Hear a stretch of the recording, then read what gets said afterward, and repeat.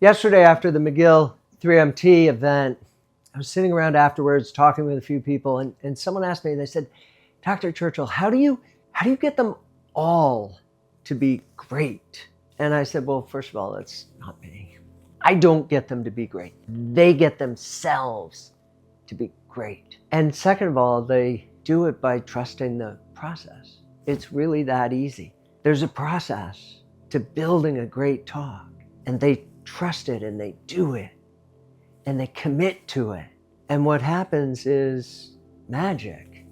The event yesterday was magic. I had tears at the end of that event because they had all done such a good job sharing their research, creating a story about their research, embracing an authentic way to deliver it that touched every single person in that audience.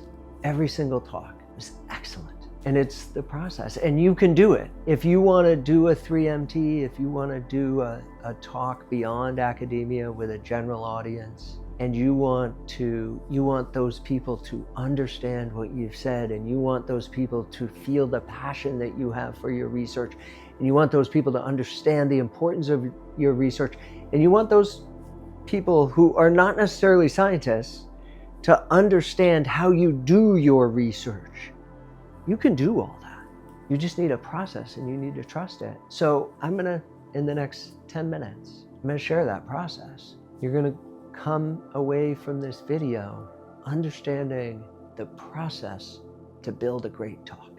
And you can do it on a TEDx stage, you can do it on a 3MT, you can do it with a conference talk. It's actually the same process. And it starts not with building a talk, not with building an outline of a talk. It starts with building the idea of your talk. That's step one.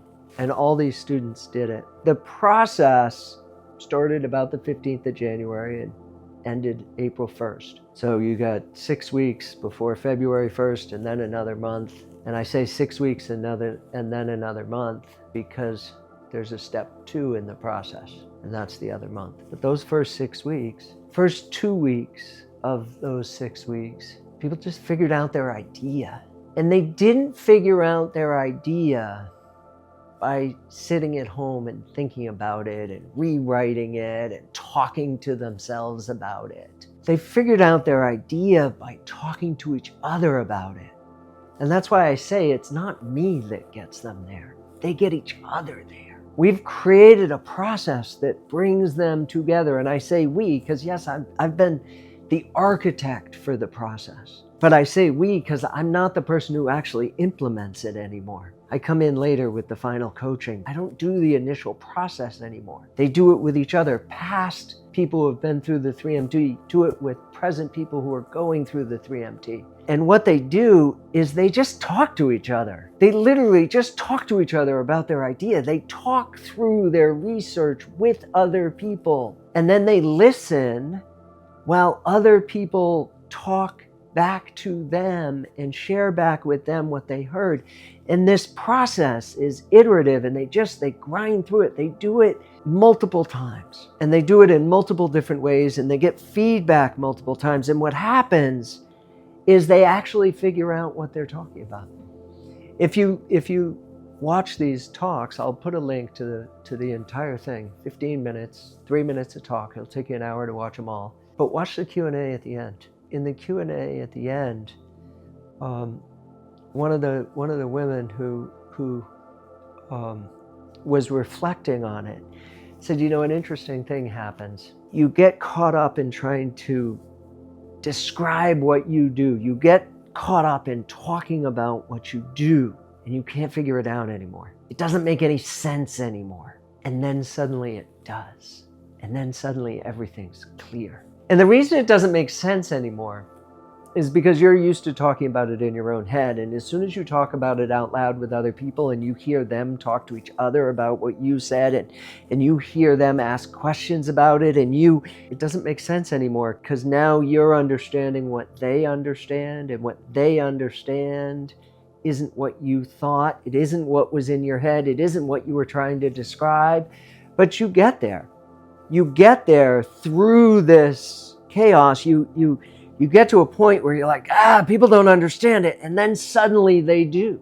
And that's step one. Step number one is being able to explain what you do in a way that people get it, in a way that people understand. And it's not a presentation exercise. It's a conversation exercise. And then once you get that part, then you build a story around it. How am I going to get people curious to hear what I'm doing? Once I tell them what I'm doing, how am I then going to unpack and tell them the rest of the story? You get the story right. The story starts with making them curious and wanting to learn more. And then the story is what you're actually doing. And that's the part that you did first. That's the part you finally figured out how to explain so people understand it. And then you have, in the case of the 3MT, you have about a minute and a half, 2 minutes left. You have about 2 minutes left, a minute and a half, you can actually talk about your research. And then 30 seconds, you kind of wrap it up and finish where you started. And that's the trajectory. That's the story. So first the idea, then the story, then the trajectory of your talk. And then you build a slide. In the case of the 3MT, you only build one. In the case of a research talk, you may build a bunch of slides. But you get the idea right, and then you get the story right, and then you build the visuals to support those. And then you do it. That all happened in the first 6 weeks. It took about 6 weeks, and then they did it. And they were good. Those talks after 6 weeks were good talks. They won a speaking competition before the speaking competition because there were heats. There were about 150 people who started. There were 50 or 60 people who went through the heats who had good talks, and then the best ones got selected. So people built good talks. Then they went away for a couple weeks. They didn't do anything. We had winter break. They went back to their labs. They didn't think about those talks that they had built for like 2 weeks. And then they came back to them and they did them again. They already had a good talk. They already had a good slide. They had an idea that made sense. They had a story that worked, a trajectory, if you will, of how they were going to unpack the details of the information. And then they said, let's make it better. And we had meetings with them. I say we, again, because I'm the lead coach for these meetings, but I coach with people. I bring people in who have done this before, and they do it with me. And people sit and they watch each other's talks, and they learn while someone else's talk is getting critiqued. And we rebuild them. We give them ideas. We give them ideas about shifting a slide around. Some people didn't touch their slides. Some people completely rebuilt their slide. We give them ideas about an area of their talk that maybe could be expanded in another area that could be made smaller. Or we give them an idea about how they might use the stage and think about how one part of their talk could be here and one part of their talk could be there. Or we think and we figure out how to create that opening moment. But they come in with a talk that's already good, and then they're open to making it better. They're thinking about body language, they're thinking about gestures, they're thinking about content still. And then they go away and they rebuild their talks. So we iterate. You build a talk. If you want to build a great talk, you build a good talk. And then you deliver it and you get feedback. And then you iterate and you make that good talk a great talk. And then you commit to it and you practice it. That's the last step. The last step is you commit to it and you practice it. And they did that. We showed up at 12 o'clock and we all had lunch together. And then from 1 to 2, actually 1:15 to 2:15, each of them did a run through. They put a mic on, they stepped up on stage, they were introduced, they practiced the experience in the room, dressed as they would be dressed later that afternoon. And they got familiar with the space and where the judges would be sitting and what they sounded like on a microphone. And if they were going 11th, they got used to sitting there listening to 10 talks before their talk. And they would go backstage at 9 or 10 and have the mic put on them and then come up and then do it. And then at 3 o'clock, they did it again. And if you go watch the video, what you see is the 3 o'clock version. You see the version that started with an idea 3 months ago, at the beginning of January. and then conversations about that idea and figuring out how to explain that idea, how to talk about that idea in a way that other people can understand. And then they built a story around that idea. They built a trajectory to carry the details of the information that they wanted to share. So an idea, the trajectory, the structure of the talk, not background, methodology, results to stuff. Natural, organic trajectory building. Start with something that makes people curious, tell people more about what you're doing, then explain how and why you're doing it that way. Answer questions that people have as they have them. Everybody's leaning in, everybody's engaged. If you watch those talks and you look at the audience, you'll see nobody's on their phones, everybody's leaning in, everybody's listening, because they have questions and the speaker's answering those questions. They got the story, the trajectory right. And then they made it even better. They got it right once. They thought, hey, I already won. This was already an award-winning talk. I made it through the heats. I got selected for the finals. And then we rebuilt it. They iterated. Sometimes that iteration was about voice. Sometimes that iteration was about where they were on stage. Sometimes that iteration was shifting or moving information around or creating different connective tissues so it was more clear. Sometimes that iteration was a slide. They rebuilt their talks. They took an already good talk and rebuilt it into a great one. And then they practiced it, and they didn't just practice the talk in their bedroom, in the closet, quietly so no one can hear them, but they practiced their talk on stage with a mic on the stage where they would actually give it. And that's how you build great talks. That's how great talks happen.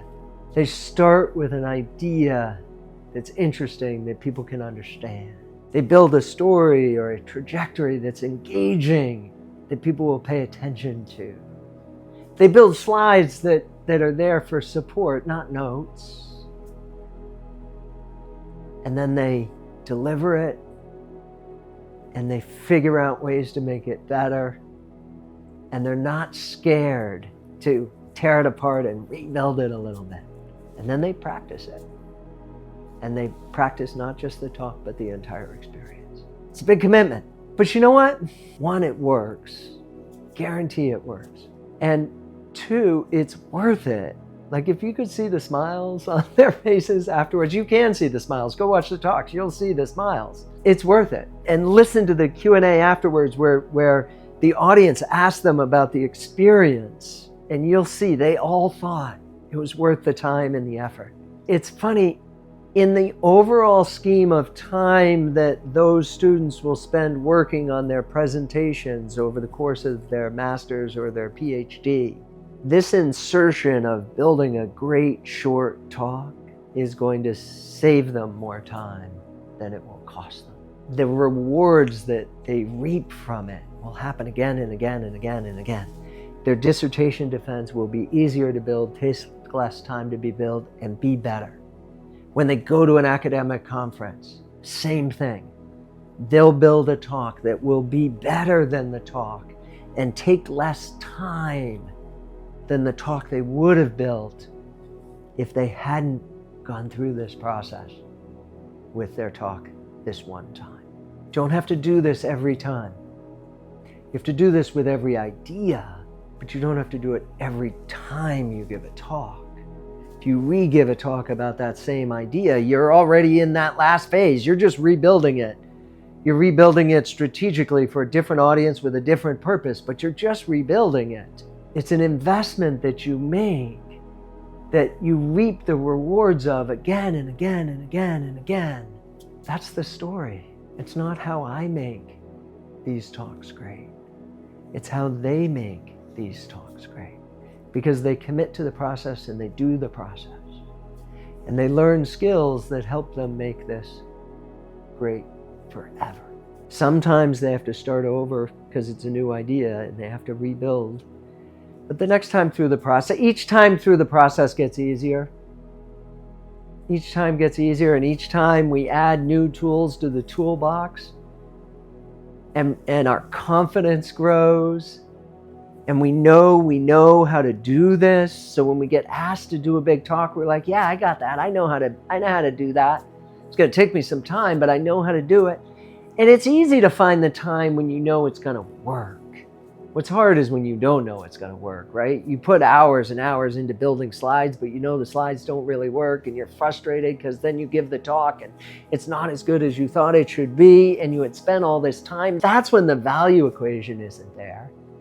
When you have a process that gets you to a place that's great, the time and energy you put into that process is always worth it. Sorry it took me as long to tell as it did, but that's the story of how these talks became great talks. They worked at it. They did the work. If you're running an event, if you're running a 3MT and you're interested in having a process like this at your university, get in touch with me. We can build this other places. I build this for institutes, I build this for labs, I build this in other places where I'm involved, and I build it where I'm not involved. I build it where I'm not involved. I've built down a digital ecosystem for this process, where if you're running an event or you're supervising a lab, you can run this process. Or if you're an individual student, you can do this process without your supervisor. You can do the process that I talked about without your supervisor, with the conversation, with the feedback loops that you need, because I've built in those cues for those feedback loops. This isn't about my programming. This is about this fantastic event and these fantastic speakers. Go watch the talks. And if you want to learn more about my programming, check out the link in the comments. Good luck out there.